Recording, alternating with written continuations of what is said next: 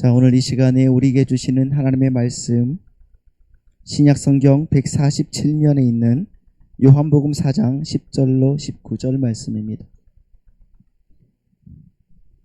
요한복음 4장 10절로 19절 말씀을 제가 봉독해 드리겠습니다. 예수께서 대답하여 이르시되 네가 만일 하나님의 선물과 또 내게 물 좀 달라 하는 이가 누구인 줄 알았더라면 네가 그에게 구하였을 것이요 그가 생수를 내게 주었으리라. 여자가 이르되 주여 물기를 그릇도 없고 이 우물은 깊은데 어디서 당신이 그 생수를 얻게 싸움나이까? 우리 조상 야곱이 이 우물을 우리에게 주셨고 또 여기서 자기와 자기 아들들과 짐승이 다 마셨는데 당신이 야곱보다 더 크니까? 예수께서 대답하여 이르시되 이 물을 마시는 자마다 다시 목마르려니와 내가 주는 물을 마시는 자는 영원히 목마르지 아니하리니 내가 주는 물은 그 속에서 영생하도록 솟아나는 샘물이 되리라. 여자가 이르되 주여 그런 물을 내게 주사 목마르지도 않고 또 여기 물을 길러 오지도 않게 하옵소서. 이르시되 가서 내 남편을 불러오라. 여자가 대답하여 이르되 나는 남편이 없나이다. 예수께서 이르시되 네가 남편이 없다 하는 말이 옳도다. 너에게 남편 5이 있었고 지금 있는 자도 내 남편이 아니니 내 말이 참되도다. 여자가 이르되 주여 내가 보니 선지자로소이다. 아멘. 자, 오늘 또 주님께서 주시는 그 은혜와 그 사랑이 우리 사랑하는 성도님들 삶에 넘치기를 소망합니다. 우리가 지난주에 유대인들이 사마리아인들을 왜 그렇게 싫어하는지에 대해서 우리가 같이 한번 생각을 해봤죠. 그런데 주님은 그 싫어하는 유대인들의 그런 모든 그 습성과 법을 뚫고 창세전에 택해진 주님의 백성들을 찾아서 사마리아 땅으로 갔단 말입니다. 그런데 그때가 언제였다고 성경은 기록하고 있다고요? 제6시에 갔다. 우리 시간으로는 12시 정오였다는 말이죠. 그러니까 한낮 땡볕에 그 햇빛이 가장 셀 때 그때 예수님은 사마리아 여인과 만나셨다는 것입니다. 그런데 그 시대의 여인들은 보통 저녁에 물을 기르러 나온단 말이에요. 근데 이 여인이 홀로 대낮에 물을 기르러 왔다는 것은 이 여인은 같은 동네 사람들과도 쉽게 어울릴 수 없는 그런 사람이었다는 것을 말씀해 주는 것입니다. 그런 여인을 예수님께서 찾아가셔서 기다리신 거예요. 그렇죠? 그리고 그 여인을 예수님이 만나시죠. 당시 유대의 랍비는 낮에 길에서 여자와 대화를 나누면 안 된다는 자기 그 세칙들을 다 갖고 있었음에도 불구하고 주님께서는 그 여자에게 먼저 말을 건네시는 것입니다. 7절 말씀입니다. 무슨 말씀을 하십니까? 7절 시작. 사마리아 여자 한 사람이 물을 기르러 왔음에 예수께서 물을 좀 달라 하시니 예수님께서 뭐라고 하셨습니까? 물을 좀 달라. 물을 좀 달라. 그런데 보시면은 오늘 본문을 잘 읽어보신 분들은 우리 주님의 이 요구가 조금 이상하게 여겨질 수도 있습니다. 요한복음 4장을 읽어보시면은 여러분 분명히 주님께서는 4장 31절에서 제자들이 먹을 것을 드렸거든요. 먹을 것을 드렸을 때 그 양식을 거절하시면서 주님만이 아시는 그 양식에 대해서 말씀하셔요. 그런 주님께서 왜 이 여인에게 물을 달라고 이렇게 말씀하셨을까? 여러분 주님은 지금 주님께서 목이 말라서 해갈할 물을 요구하시는 것이 아니에요. 그것이 아니라 물을 달라는 그 요구를 통해서 사마리아 이 여인의 목마름을 드러내시기 위해서 물을 달라고 말씀하시는 거예요. 그 주님의 요구가 어떻게 전개되어 흘러가는지 여러분 잘 보시면은 굉장히 흥미가 있습니다. 한번 보십시오. 주님께서 사마리아 여인에게 물을 달라고 말을 거시자 사마리아 여인이 깜짝 놀라죠. 깜짝 놀라서 이런 일은 있을 수가 없는 일이거든요. 유대와 사마리아는 아주 오랜 기간 동안에 정말 외면하면서 그렇게 살았기 때문에 서로 짐승처럼 봤기 때문에 그들의 옷 입는 습관이나 외양이 많이 달랐습니다. 사마리아 사람과 유대 사람들의 그 옷 입는 습관이나 외양이나 이런 뭐 식습관이나 이거 모든 많이 달랐어요. 그렇기 때문에 사마리아 여인은 예수님께서 유대인인 줄 금방 알아차렸단 말이에요. 그래서 이 여인이 묻죠. 어떻게 유대인인 당신이 사마리아인인 나에게 물을 달라고 할 수가 있습니까? 이렇게 묻는다고요. 근데 여러분 9절 말씀 보시죠. 자, 시작. 사마리아 여자가 이르되 당신은 유대인으로서 어찌하여 사마리아 여자인 나에게 물을 달라 하나이까 하니 이는 유대인이 사마리아인과 상종하지 아니함이로라. 그렇잖아요.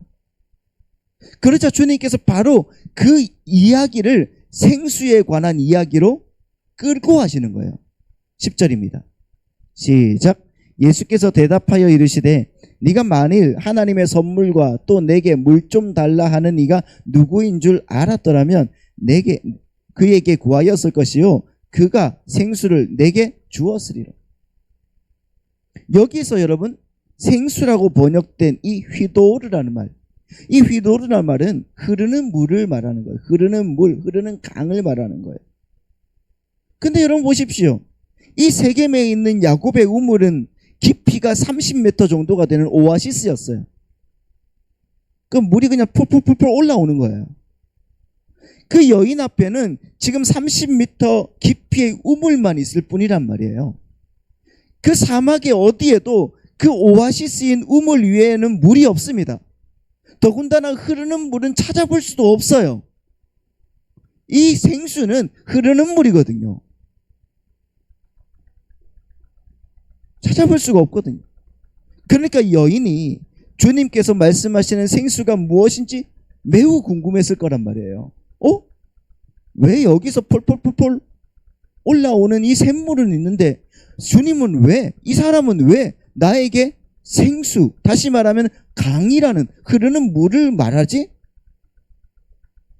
어쩌면은 실없는 남정네의 농담으로 여겼을지도 모르겠죠. 하지만 주님께서 10절의 이야기에서 그 생수를 뭐라고 하십니까? 생수를 10절입니다. 10절 다시 한번 보시겠습니까? 10절 다시 한번 보시면은 예수께서 대답하여 이르시되 네가 만일 뭐라고요? 하나님의 선물과, 이 생수가 뭐라고요? 하나님의 선물이라고 밝히는 거예요. 선물이라고. 그리고 자신이 하나님의 선물을 줄 수 있는 메시아라는 것을 넌지시 그렇게 암시해 주고 계셔요. 그런데도 여인은 주님의 말씀을 알아듣지 못해요. 그 여인이 대뜸 뭐라고 합니까? 11절입니다. 시작. 여자가 이르되 주여 물기를 그릇도 없고 이 우물은 깊은데 어디서 당신이 그 생수를 얻겠사옵나이까? 아니, 이곳에는 물을 기를 그릇도 없고 이 물은 깊은데 어디서 생수를 얻겠습니까? 다시 묻죠. 여러분 여기서 보시면은 그릇이 없다고 그러잖아요. 그릇이 없다. 물을 기를 그릇도 없다. 그런데 여러분 당시에는 사마리아뿐만 아니라 사막의 그 오아시스에 항상 물을 기를 수 있는 염소 가죽으로 만든 그릇이 매달려 있었습니다. 그런데 유대인들은 사마리아 사람들이 썼던 그 그릇을 절대로 썼을까요? 안 썼을까요? 안 썼어요. 써서는 안 되었습니다. 그래서 이 여인이, 유대인인 예수님이 쓸 그릇은 여기에 없다는 의미에서 그릇이 없다고 말하는 거예요. 당신이 쓸 것은 없어요. 이 사마리아 사람들이 다 마셨기 때문에 이 그릇으로는 못 먹어요 라는 말이에요. 그러니까 이 여인은 주님께서 주시겠다고 하는 그 생수를 어떤 육신적인 목마름을 해결해 줄 수 있는 물로 생각을 했던 거죠. 마치 이게 여러분 꼭 니고데모와 비슷해요. 니고데모의 어떤 그런 그때 우리 배웠던 니고데모와 비슷해요. 니고데모가 예수님께서 말씀하시는 그 거듭남을 뭘로 생각을 했죠? 육신의 거듭남으로 오해했었잖아요. 그것과 마찬가지로 이 사마리아 여인은 예수님께서 주시는 영생의 샘물을 이 세상의 물로 나의 육을 채워줄, 해갈해줄 물로 오해했단 말입니다. 그래서 주님께서 차근차근 그 여인에게 설명을 해주시는 거예요. 13절 14절 말씀 보시겠습니다. 13절 14절 말씀 보시면은 이렇게 나와 있어요. 예수께서 대답하여 이르시되 이 물을 마시는 자마다 다시 목마르려니와 내가 주는 물을 마시는 자는 영원히 목마르지 아니하리니 내가 주는 물은 그 속에서 영생하도록 솟아나는 뭐다? 샘물이 되리라. 그렇죠. 다시 한번 읽어볼까요? 시작. 예수께서 대답하여 이르시되 이 물을 마시는 자마다 다시 목마르려니와 내가 주는 물을 마시는 자는 영원히 목마르지 아니하는 내가 주는 물은 그 속에서 영생하도록 솟아나는 샘물이 되리라. 할렐루야. 그러니까 우리 주님은 당신께서 말씀하신 생수가 뭐라는 거예요? 뭐라고 하십니까? 그저 육신의 목을 축이는 물이 아니라 영생을 주는 생수의 강이라고 말씀하는 거예요. 나는 생수의 강이라는 거예요. 그래서 요한복음 7장을 보시면 예수님은 그 생수가 뭔지를 정확하게 말씀해 주고 있거든요. 요한복음 7장 38절 시작. 나를 믿는 자는 성경의 이름과 같이 그 배에서 생수의 강이 흘러나오리라 하시니 이는 그를 믿는 자들이 받을 성령을 가리켜 말씀하신 것이다. 이렇게 말하고 있어요. 그렇죠. 그런데 여러분, 어리석은 무지한 자들은 자신들이 파놓은 그 우물이 그들의 목마름을 해결해 줄 수 있을 거라 그렇게 굳게 믿고 있었기 때문에 하나님께서 주시는 생수의 필요성을 못 느끼는 겁니다. 그래서 주님께서 너희는 생수를 마셔야 된다. 흐르는 물을 마셔야 된다. 너희는 거듭나야 한다. 이렇게 말씀하셨을 때 여러분, 유대교의 최고봉이었던 니고데모는 알아듣지 못하는 거예요. 모세의 그 시내산 언약의 그 마지막 그 에발산과 그리심산 골짜기에 있었던 그 사마리아 여인조차도 무슨 말인지 알아듣지 못하는 겁니다. 니고데모에게는 지식과 명예와 도덕성과 부라는 돈이라는 그 우물이 있었죠. 니고데모는 그러한 우물에 길어진 그 물로 자신의 갈증을 채울 수 있을 거라 믿었던 유대교의 대표로 등장했던 거예요. 근데 여러분, 사마리아 여인도 마찬가지입니다. 이 사마리아 여인도 구약의 율법 체계를 상징하는 야곱의 우물이 자신의 목을 축여줄 것이라고 생각을 했던 거예요. 자기는 하나님에게서 야곱에게 주신 그 시내산의 그 언약의 체계 속에서 구원을 받을 수 있을 거라고 확신하고 믿고 있었던 사람이란 말이에요. 그러나 우리 주님은 아니라고 말씀하십니다. 그것이 아니야. 너희에게는 생수가 꼭 필요한 거야 라고 말씀하고 계세요. 여러분, 생수는 반석이신 예수 그리스도의 십자가의 공로로 부어지는 뭐예요? 성령입니다. 믿으십니까? 생수가 뭐라고요? 반석이신 예수 그리스도의 그 십자가의 공로로 부어지는 성령님이십니다. 다시요, 따라해 보십시오. 생수는 반석이신 예수 그리스도의 십자가의 공로로 부어지는 성령이십니다. 할렐루야. 오직 성령의 그 부어짐만이 우리의 구원을 이룰 수 있는 유일한 길이라는 것입니다. 성령님의 부어짐이 우리 사랑하는 성도님들 삶에 나타나기를 소망합니다. 그래서 여러분, 바울이 고린도전서 10장 3절 4절에서 이렇게 말씀하는 거예요. 다 같은 신령한 음식을 먹으며 다 같은 신령한 음료를 마셨으니 이는 그들을 따르는 신령한 반석으로부터 마셨음에 그 반석은 곧 그리스도다. 그렇죠. 그렇게 자신의 목마름의 정체가 무엇인지도 모르는 그 여인에게 주님께서 이제 본격적으로 그 목마름의 정체가 무엇인지를 밝히고 있어요. 우리 예수님은 당신께 당신이 말하는 목마르지 않는 생수를 한번 줘보세요. 이렇게 비아냥대는 그 여인에게 갑자기 뭐라고 하십니까? 네 남편을 데리고 오라 이렇게 말씀하십니다. 너의 남편을 데리고 와라. 여인이 이 갑작스러운 주님의 질문에 자기는 남편이 있다 없다? 없다고 말합니다. 그러자 주님께서 말씀하시죠. 네가 남편이 5이 있었지만 지금의 그 남편도 지금의 그 남자도 네 남편이 아니다 말씀하시잖아요. 주님께서는 그 자리에서 그 사마리아 여인의 죄를 폭로해 버리신 거예요. 주님의 의도는 이런 겁니다. 인간들은 하나님의 복을 상실한 이후에 끊임없이 목마름에 시달리고 있다는 겁니다. 그런데 인간들은 자신들의 이성 바깥에 존재하시는 그 하나님은 인식할 수 없었을 뿐만 아니라 그분에게 다가갈 수도 없었던 거예요. 그래서 이 세상의 다른 것들로 그 목마름을 채우려고 노력을 하고 있었던 겁니다.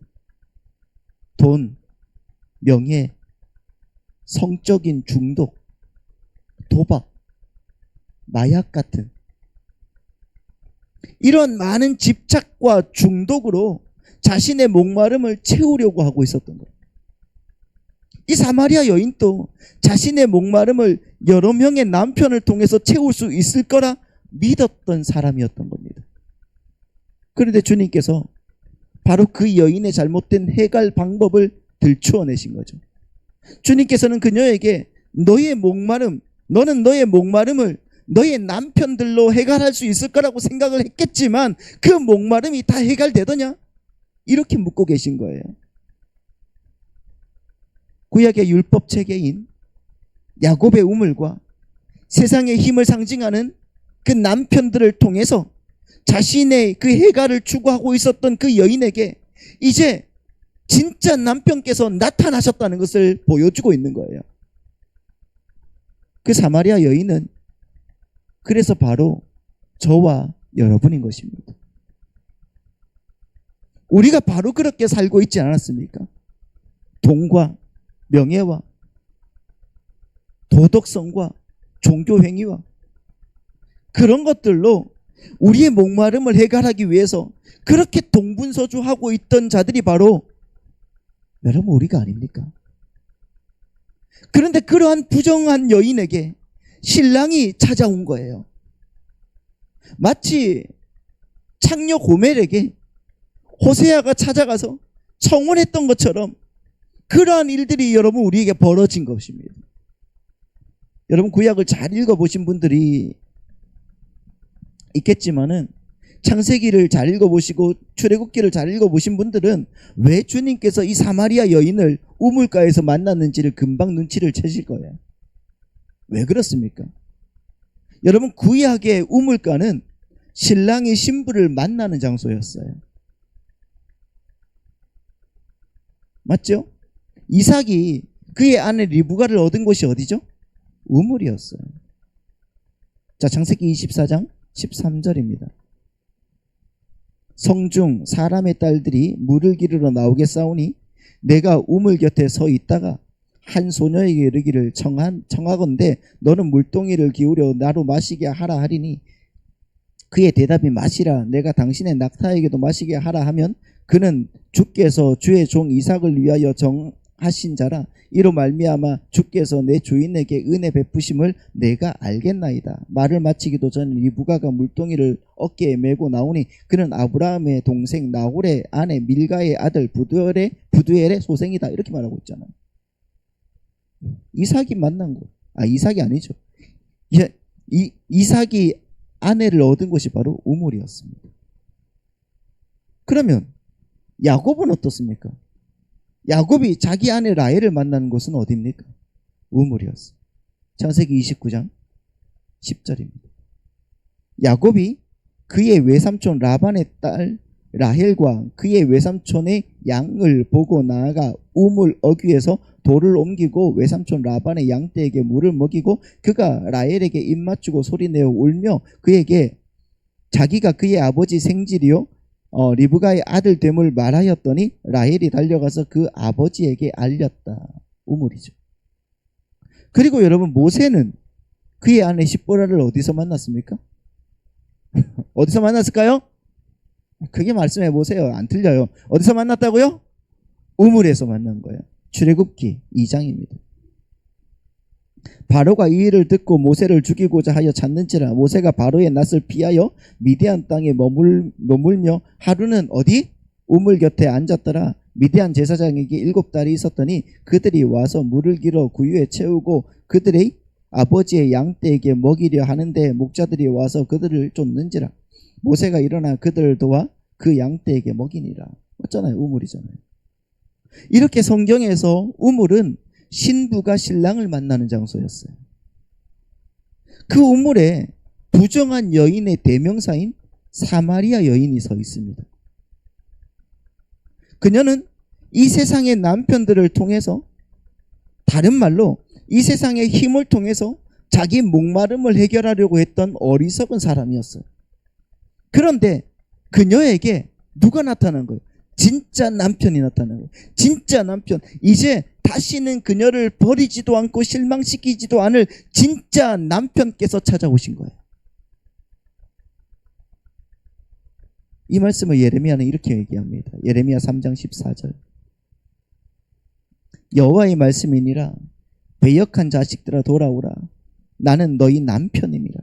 내가 너희를 성읍에서 하나와 족속 중에서 둘을 택하여 너희를 시온으로 데려오겠고 내가 또 내 마음에 합한 목자들을 너희에게 주리니 그들이 지식과 명철로 너희를 양육할 것이다. 그 남편은 그녀가 뭐가 잘나서 오신 것이 아니에요. 그렇죠. 그녀가 똑똑해서 오신 것이 아니란 말입니다. 그녀가 주님을 간절히 원했기 때문에 오신 것도 아닙니다. 다른 게 아니라 그녀는 창세전에 이미 택하여진 하나님의 백성이었기 때문에 오는 거예요. 그래서 주님은 불원천리 그 사마리아까지 고단하게 그녀를 찾아오셔서 생수를 부어주시고 그녀의 남편이 되셔본 거예요. 그녀는 목마르고 버림받은 여인이었습니다. 주님께서는 스스로 그녀의 목마름이 되셨다는 것입니다. 주님께서 그녀의 목마름을 가져가 버리시고 십자가 위에서 그래서 뭐라고 하셨습니까? 내가 목마르다고 했잖아요. 그렇게 외치면서 목마른 자가 되셔서 죽으심으로 그녀는 영원히 해갈할 수가 있었던 것입니다. 그리고 또한 그녀는, 주님께서는 그녀의 버림받음을 가져가 버리신 거예요. 그리고는 십자가에서 이렇게 말씀하시죠. 나의 하나님, 나의 하나님, 어찌하여 나를 버리시나이까?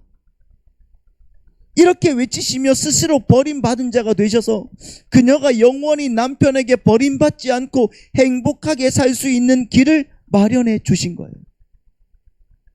그게 바로 이 여인의 이야기일 뿐만 아니라 우리의 이야기라는 것입니다.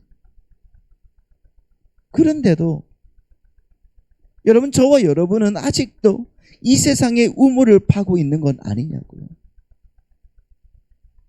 그런데도 우리는 아직도 이 세상의 남편, 이 세상을 남편 삼아서 우리의 목마름을 해결하고 있지는 않냐고요. 예레미야 2장 13절에서 하나님이 이렇게 말씀하십니다. 내 백성이 두 가지 악을 행하였나니 곧 그들이 생수의 근원되는 나를 버린 것과 스스로 웅덩이를 판 것인데 그것은 그 물을 가두지 못할 터진 웅덩이들이다. 이렇게 말씀하고 있습니다. 보십시오. 우리가 생수의 근원이신 예수 그리스도를 외면하고 계속해서 엉뚱한 웅덩이를 파고 있다면 우리는 하나님을 버린 사람들이지 절대로 성도가 아니라는 말입니다. 여러분, 우리의 생수는, 우리의 우물은 오직 예수 그리스도여야만 합니다. 그분으로만 만족하고 그분의 선물인 영생으로만 행복할 수 있는 사람들이 바로 성도들이라는 것입니다. 믿으십니까? 이사야 12장을 말씀해 보십시오. 이사야 12장 2절 3절 말씀 보시면 이렇게 말씀하십니다. 보라, 하나님은 나의 구원이시라. 내가 신뢰하고 두려움이 없으리니 주 여호와는 나의 힘이시며 나의 노래시며 나의 구원이십니다. 그러므로 너희가 기쁨으로 구원의 우물들에서 물을 기르리로다. 이렇게 말씀하죠. 그래서 하나님께서는 우리가 세상의 우물이 아니라 구원의 우물로만 기뻐하는 진짜 성도인지를 확인하시기 위해서 우리 성도들에게 세상의 우물들을 빼앗기도 하시는 거예요. 여러분, 우리는 신앙생활을 통해서 그때에도 오직 주님만 기뻐할 수 있는 실력자로 나아가기를 소망합니다. 엉뚱한 우물 자꾸 파지 마십시오. 세상의 남편들에게 돌아갔던 그 눈들이 돌아오기를 소망합니다. 그리고 이제는 눈을 돌리시는 우리 성도님들 되시길 바랍니다. 우리에게는 영원히 목마르지 않는 생수의 우물과 영원히 남편 되시는 예수 그리스도가 있음을 기억하시기 바랍니다. 이 한 주간을 그 주님의 은혜 안에서 살면서 오직 주님의 말씀으로만 지어져가는 믿음의 백성들이 다 되시기를 예수님의 이름으로 축원합니다. 함께 기도합시다.